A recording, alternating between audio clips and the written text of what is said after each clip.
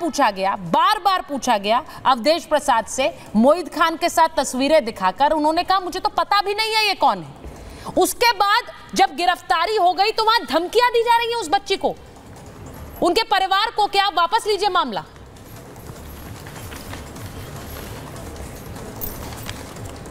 सुचारिता जी, सबसे पहले मैं एक चीज कहना चाहता हूं कि जो हमारे अयोध्या के सांसद हैं अवधेश जी, कंधे से कंधा मिलाकर जो है, जो गलबैयां कर कर जिस व्यक्ति के साथ घूम रहे हैं, यही नगर अध्यक्ष है मोहित खान, बलात्कारी गैंगरेप के मामले में जो अभी पुलिस कस्टडी में है। उनकी दूसरी तस्वीर ये है और सांसद महोदय कहते हैं मैं तो पहचानता ही नहीं कौन है ये, इसको क्या है ये, इसका मतलब क्या है।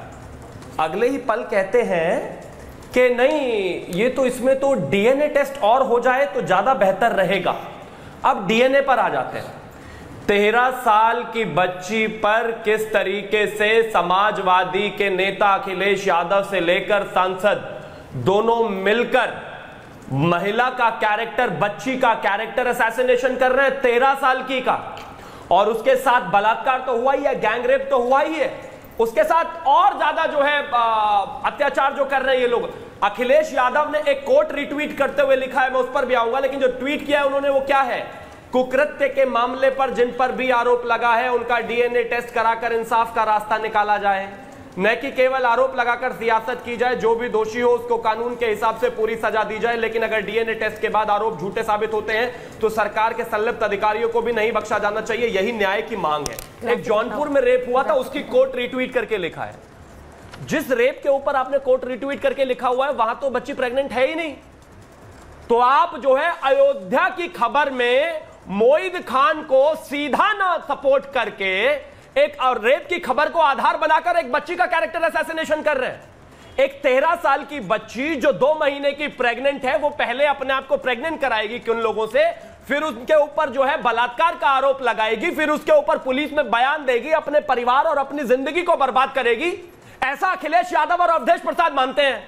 वो दोनों कह रहे हैं कि डीएनए होना चाहिए। 13 साल की बच्ची का, उसकी स्टेटमेंट काफी नहीं है, वो लोग काफी नहीं है, वो बेकरी काफी नहीं है, वो सबूत काफी नहीं है, लेकिन मोहित खान नाम है उसका, इसलिए उस बच्ची का डीएनए टेस्ट होना चाहिए। मैं कहता हूं शर्म से डूब मरने वाली बात है। ये जो अयोध्या के सांसद कह रहे हैं डीएनए टेस्ट होना चाहिए, और ये जो अखिलेश यादव कह रहे हैं डीएनए टेस्ट होना चाहिए, एक 13 साल की बच्ची का, इससे ज्यादा और क्या बचाओगे? धरना तो दोगे नहीं हो सकता है।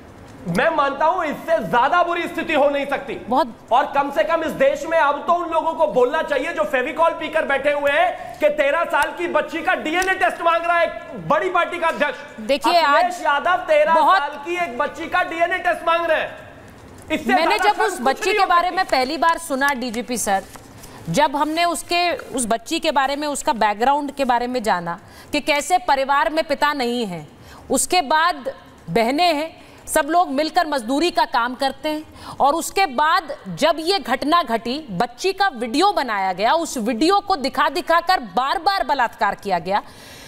ये जब आप इस खबर को पढ़ते हैं या जानते हैं तो आपके रोंगटे खड़े हो जाते हैं, आपको लगता है छोटी बच्ची के साथ इस तरह की हरकत हो रही थी।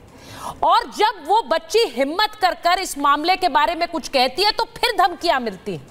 ये बहुत सोचकर बुरा लगता है सर कि ये अभी भी इस देश में ऐसी घटनाएं हो रही हैं, और जब उनको संरक्षण मिलता है तो खून खौल जाता है। DGP sir. सुचरिता जी, खून खौलता ही नहीं, बिल्कुल आदमी ऐसे पशुओं को जिनका पाशविक कृत्य है उनके ऊपर जो भी कार्रवाई की जाए वो कम होगी, छोटी होगी, और पूरे समाज को खड़ा हो जाना चाहिए ताकि इस पशु के खिलाफ वो कार्रवाई करे जो इतिहास रचे और नजीर बने, दोबारा कुछ थर्रा जाए। हम उसके बचाव के रास्ते ढूंढे। डीएनए टेस्ट में क्यों होना चाहिए?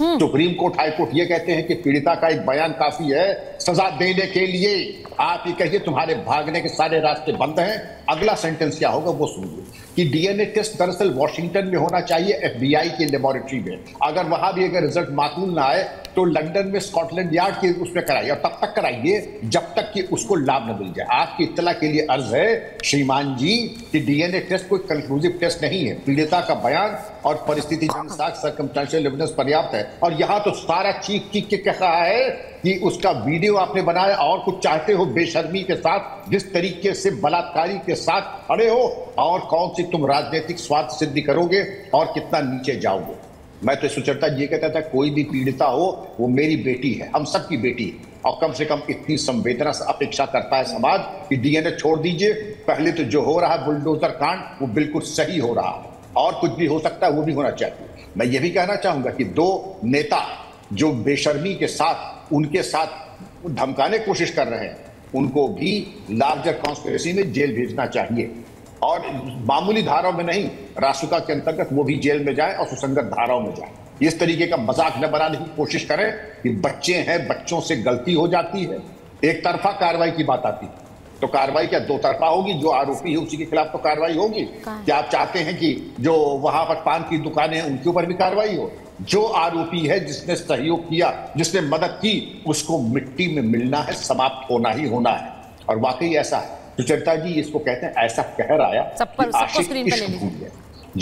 जब तक ऐसा संदेश नहीं जाएगा जो कि जा रहा है, और जो उनकी मदद में खड़े हैं उनको भी सुचरिता जी आपके चैनल के माध्यम से मैं कहूंगा उनको भी नेस्तनाबूद कर दें, और जो इससे सहमत है जरा मुझे बता दें, मैं बता दूंगा कि हम लोगों ने और क्या क्या किया इसके बाद। देखिए डीजीपी सर, आप इतने अनुभवी हैं, मैं कितनी बार अपने शो में आपसे क्राइम को लेकर और उसको कैसे रोका जाए उसे लेकर बात करती हूँ। इतना बुरा लगता है, कई बार ऐसा लगता है कि हम लोग आवाज उठाते हैं लेकिन इन बच्चियों के साथ जो कुछ हो रहा है उस पर उनके चुने हुए प्रतिनिधियों को तो सबसे पहले हल्ला करना चाहिए। जितना हल्ला हुआ वरुण जी, जितना हल्ला हुआ अयोध्या की जीत का, उसका 1% भी हल्ला अगर हो जाता इस बलात्कार की घटना पर तो शायद तस्वीर अलग होती। लोगों को भरोसा जागता कि भाई कांग्रेस पार्टी भी, समाजवादी पार्टी भी अपने लोगों के साथ खड़ी हुई। और जब मैं अपने लोग कहती हूं तो नेता लोग नहीं जिन्होंने ये कांड किया, अपने लोग यानी अपनी जनता। वरुण जी।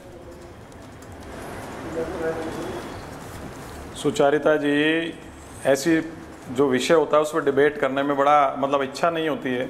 छोटी सी बच्ची के साथ ऐसा कृत्य, जघन्य कृत्य, अक्षम्य कृत्य, मैं तो कह रहा हूँ इसको आप बुलडोजर क्या होता है, आज 2 दिन में 3 दिन में जैसे फास्ट ट्रैक कोर्ट विदेशी महिलाओं के साथ कोई हो जाता है, डीजीपी सबसे पूछ लीजिए, तो 8 दिन में, 10 दिन में, 15 दिन में सारा प्रोसीजर पूरा करके उसको सजा दी जाती है। तो क्यों नहीं ऐसे आदमी को आप सार्वजनिक रूप से फांसी लटकाइए। आप जब तरह तरह के अमेंडमेंट्स करते हो कानून में, खुद के इंटरेस्ट के तो सारे नेता लोग कर लेते हैं, संसद चल रही है, एक अमेंडमेंट करोगे, ऐसा जो भी जघन्य अपराध है 15 दिन में उसको सार्वजनिक फांसी होनी चाहिए। क्योंकि वो अगर आप नहीं करोगे तो जनता सुधरेगी नहीं, ये जो गुंडागर्दी कर रहे हैं सुधरेंगे नहीं। सबसे पहले पॉजिटिव मोड पे जो गोमती नगर में एक्शन हुआ, अयोध्या में एक्शन हुआ, उसको मैं अप्रिशिएट करता हूँ। लेकिन अब क्रिटिकल एनालिसिस हम करते हैं राजनीतिक सामाजिक दृष्टि से, तो राजनीतिक दलों को एक होकर के इसमें आना चाहिए था सबसे पहले। दूसरी बात, 7 साल से योगी जी की सरकार मतलब नहीं